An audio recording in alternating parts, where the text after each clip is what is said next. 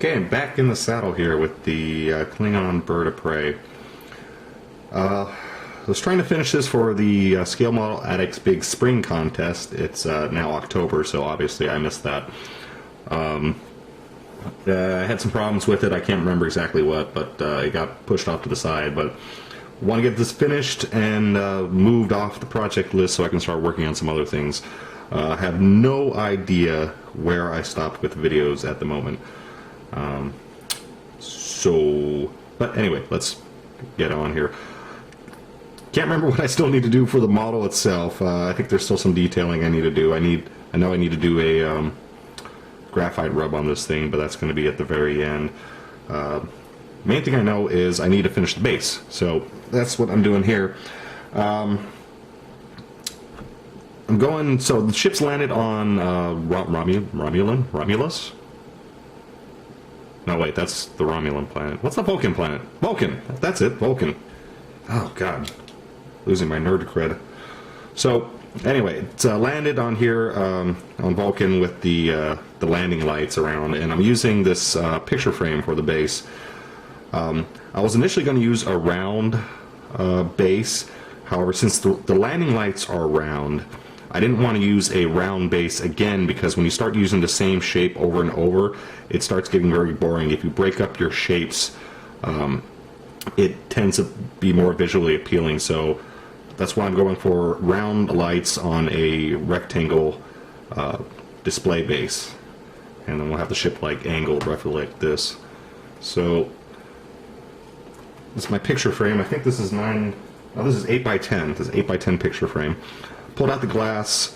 I currently got styrene glued into place, and that still needs to dry. Now over this I need to pour the surface. I originally was going to do plaster of Paris mixed with some sand and grit and what have you, and just pour that in so I got a nice level surface. However, I have to drill in the holes for the landing lights, and plaster of Paris would likely crack, which won't be that big of a deal because I can just fill the cracks, or actually leave them and be like a cracked, dry surface. But I'm having second thoughts, and I might go spackle because I've been using this a lot lately, and it works pretty well, and I can drill it without it cracking. However, I won't get a perfectly smooth surface, which again is not necessarily a bad thing. You know what? I think I will go with the spackle. I got these buildings I've been working on, which I showed previously. I don't think I showed the painted version, but I think that texture I got on the side of the building may not make a bad desert world surface texture. Yeah, you know, I think I just made up my mind. I'm going to go with the spackle. So I have to let this dry while the glue's still wet, and then I'm just going to smear a crap load of this stuff on and go from there. Probably mix in a few rocks and little bits too. So here's my base. Yeah, the stucco, the spackling paste didn't work out too great. Spackled the whole thing. I sprinkled some various grits of dirt on it and rock, woodland scenic stuff. And I just couldn't get it as flat as what I wanted. So before it all dried, I scraped it all off, and then I went back and used some plaster of Paris, and then as that dried, I sprinkled all the grit on here. So this is looking a bit more like what I wanted. I want more of just a flat plane, because you figure it's a landing pad, you know, you want it smooth. Then second part is I traced around a circle and marked out where I want the lights to go. Now in the movie, the lights were just like green screened in or whatever. There was no real lights on the landing pad. So I got a bit of artistic license about how to put them on.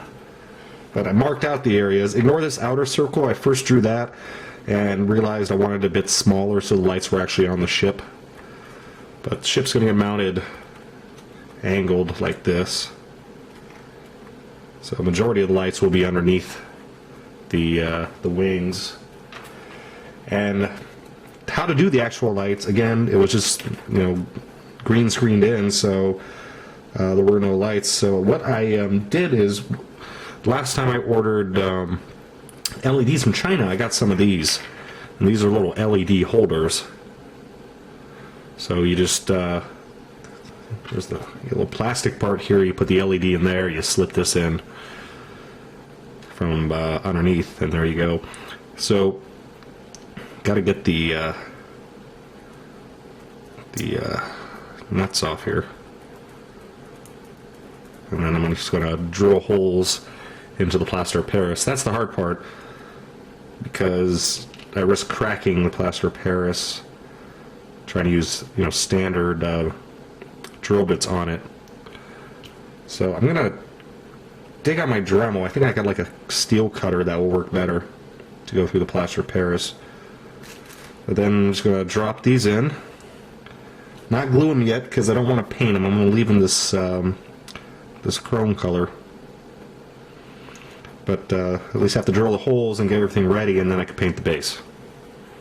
Alright, I got the holes drilled. It was a lot easier than I thought. When I was working on building my little Linka mold plaster buildings here, I had a hard time drilling it out. I kept cracking the plaster, so I thought that would be an issue here. However, this I poured much, much thicker than that, and I ended up just using a massive drill bit, and it worked out no problem, no cracks whatsoever, so we are good.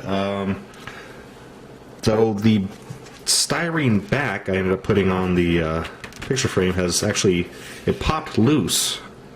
So right now the only thing holding the plaster in place is itself, which is a little scary, but it looks pretty tough. I am going to try to get that styrene sheet glued back into place at some point. But holes are drilled. All of my little pieces fit here. So now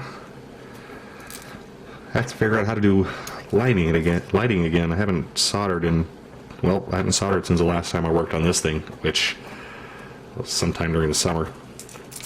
So I got 8 white LEDs to wire up, and I'm going to make them not too intense. I'm going to try to lower the power on them. I remember, I think Model Man Tom saying you can double up the resistors to lessen the power going to the lights, which I think I want to do because these aren't behind any sort of plastic or glass or anything, so they're going to be really intense, and I don't want people, looking over the model and getting like blinded by the light. So yeah, that's the next step, and then I need to paint this, and then we go on to pigments. So the base is painted. It's not totally done yet, but at least I got painted, and I got the light holders inserted. Can't remember if I mentioned this. Anyway, these are LED light holders that I ordered when last time I ordered some LEDs from China. So the LEDs just slip in from the bottom. Again, it's not screen accurate, but well, there's no real projector on the screen. It's just green screen, so who knows. Have the holes drilled for the wires going down in Bird of Prey, and then I drilled in 4 pins to pin the feet down. Gluing down or supporting this model is a big pain because it's mounted on those 2 tiny little feet, and you really can't super glue to plaster because it'll just peel off. The plaster's not really solid. It's still sort of like a powder core to it, but it's really delicate right now, so I can't really touch it. Excuse me, can't touch it because this gravel I put on, it just comes right off. But anyway, I painted with Hull Red and then some red brown, and I mixed some desert yellow in. I was initially going for blotches, but then I decided to do sort of a ring in the center. Like this area has been cleared off because it's the landing pad. And here is the back. Now I tossed my little styrene support because it ended up that the plaster was supporting the styrene more than the styrene was supporting the plaster. Blech. So right now it's just plaster here, and I hope this lasts. Also, I needed extra room. for my lighting. I got a pretty shallow base here, and even my little battery holder here doesn't exactly fit. I'm gonna have to add some risers to the edges of the base, and the wiring is gonna be a bit of pain. I should have picked something deeper. Don't know why I picked such a shallow frame. But there we go. So I mentioned at some point that the model was too glossy and I was going to hit it with some dull coat, and I did that through my airbrush, and that really did so much for the model here. Taking off that bit of sheen got this to the point where, wow, all of a sudden I was like really happy with how this is looking. Really can't do a before or after shot, but I remember how much that was reflecting in the light before, and you can see how dull it is now, and you can really see all that detail starting to pop out, all that weathering work.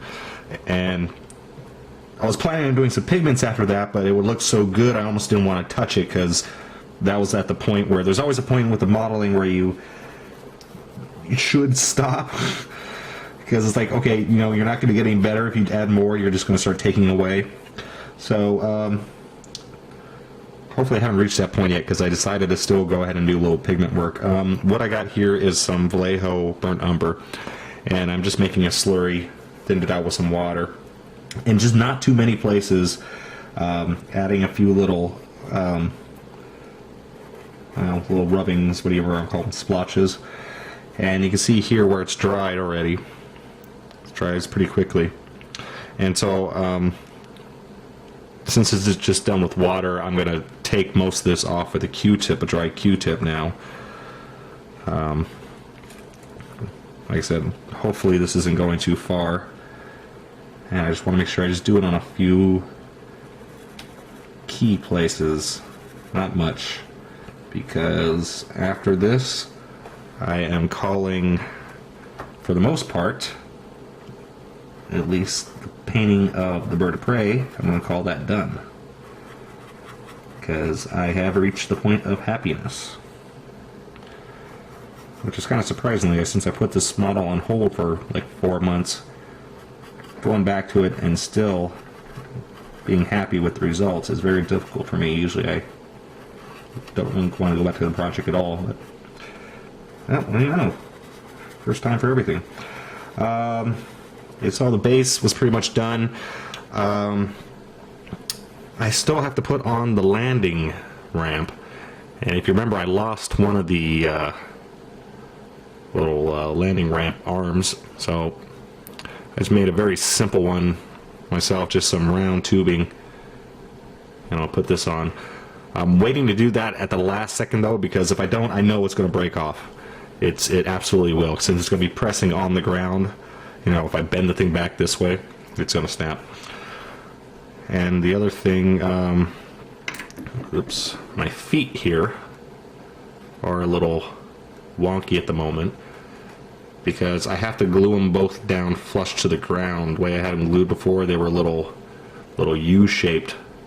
So I actually kind of loosen them up a bit.